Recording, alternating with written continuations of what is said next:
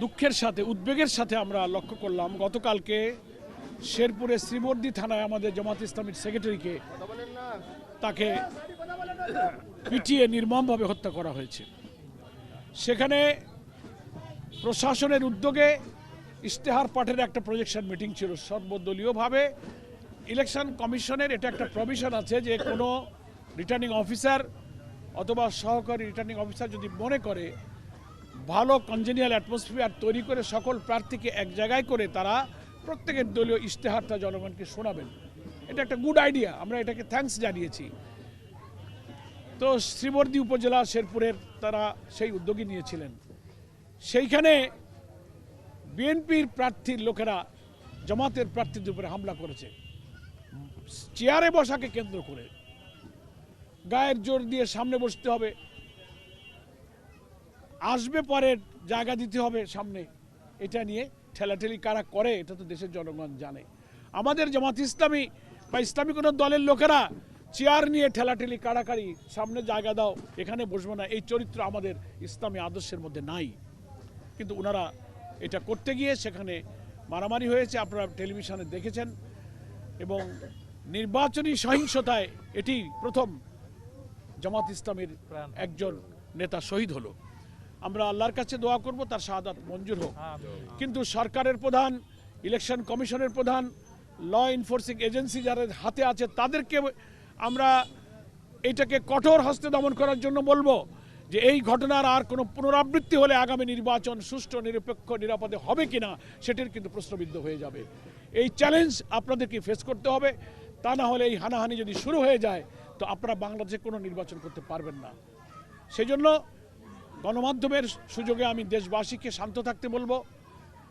বিশেষ করে 11 দলের যারা প্রার্থী আছি আমরা শান্তিপ্রিয়, আমরা নিয়মতান্ত্রিকভাবে আমাদের নির্বাচনী প্রচারণা আচরণ বিধি মেনেই আমরা পরিচালনা করি। রেইনবো অলরাউন্ডার এক্সটেরিয়র পেইন্ট বাড়ির বাহিরের দেয়ালের সুরক্ষা নিয়ে থাকুন নিশ্চিন্ত, সাথে পাচ্ছেন 10 বছরের ওয়ারেন্টি। করছি সরকার যদি আইনকে যারা শ্রদ্ধা করে, আচরণ বিধি যারা মানে, তাদেরকে যদি আপনি দুর্বল ভাবেন, সরল মনা ভাবেন, এটা ভুল করবেন।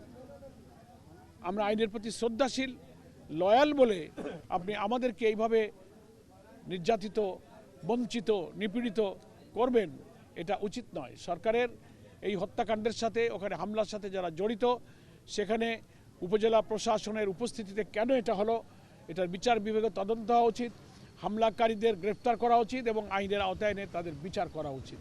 এবং এ ব্যাপারে আমি বিএনপি বন্ধুদেরকে বলবো, আপনারাও বাংলাদেশে নির্বাচন করছেন, আপনারা একটা বড় দল, জামাত ইসলামী সহ 11 দলও অনেক বড় দল, ফলে আপনারা এক্ষুনি মাথাটা গরম করেন না। আমাদের আমিরে জামাত বলেছেন এখন মাঘ মাস চলে, মাঘ মাসে যদি এত গরম হন তো চৈত্র মাসে কি করবেন? মাঘে একটু শীতল থাকেন। আপনারা যেমন মাথা গরম করতে পারেন, দেশে আরও অনেক মানুষেরই মাথা গরম হইতে পারে, কিন্তু তারা আইনকে শ্রদ্ধা করবে এবার। কারণ এবারের নির্বাচন আমাদের বহু প্রত্যাশিত নির্বাচন। এই নির্বাচন যদি ভণ্ডুল হয়ে যায়, এই নির্বাচন যদি বিঘ্ন ঘটে, এই জাতির সামনে দুর্ভোগের কোনো শেষ হবে না।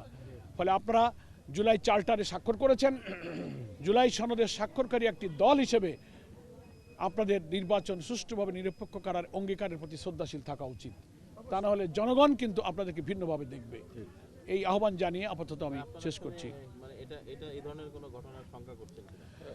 এক্ষুনি আমরা আশঙ্কা করি না, তবে উস্কানি তো শুরু হয়ে গেছে। পা ভেঙে দেবে, হিন্দুদেরকে হুমকি দিচ্ছে, মহিলাদের বৈঠকে বাধা দিয়েছে। ইভেন আমি কালকে কোথায় মঠবাড়িয়া না কোথায় গেলাম, কালকে কুলবাড়িয়াতে আমার মিটিং ছিল, সেই মিটিংয়ে চেয়ার টিয়ার নিয়ে লোকেরা বসে গেছে, বিএনপির লোকেরা উপস্থিত হয়ে সেই মিটিং তারা ভেঙে দিয়েছে। আমি অবশ্য যেতে পারিনি, আমি আর একটা মিটিং থেকে আসতে গিয়ে পথে শুনলাম যে ওইখানে মিটিং হতে পারছে না, বাধা দিয়েছে। আমি সাথে সাথে ওসিকে ফোন করেছি, আমার ওসিকে ফোন করার কথা না, কারণ আমাকে ডিআইজি আমাকে কমিটেড আমার প্রতি, আমি হোম অ্যাডভাইজারকে বলেছি, এসপি সাহেব আমাকে কথা দিয়েছেন যে এই জাতীয় কোনো কিছু হলে আপনি আমাদেরকে ইনফর্ম করেন। আমি কালকে পুলিশের ওসিকে বলেছি ডুমুরিয়ায়, এবং নাম পিতার নাম উল্লেখ করে বলেছি যে এরা এসে আমার মিটিং ভেঙে দিয়েছে। আমাদের ওয়ার্ডের বিএনপির ওয়ার্ড সভাপতি আনোয়ার, আরও নামটা আমি দিয়েছি পিতার নাম সহ। এটা এখন প্রশাসনের দায়িত্ব। তারা একজন প্রার্থীর মিটিং ভেঙে দিল যারা ডুমুরিয়াতে, তার ব্যাপারে পুলিশ প্রশাসন কি পদক্ষেপ নিল এটা আমরা দেখতে চাই। না দেখতে পারলে ডুমুরিয়ার ওসি কি করেছেন সে কৈফিয়ত কিন্তু ডুমুরিয়াবাসীর কাছে দিতে হবে। এটা আমার কথা। আসসালামু আলাইকুম।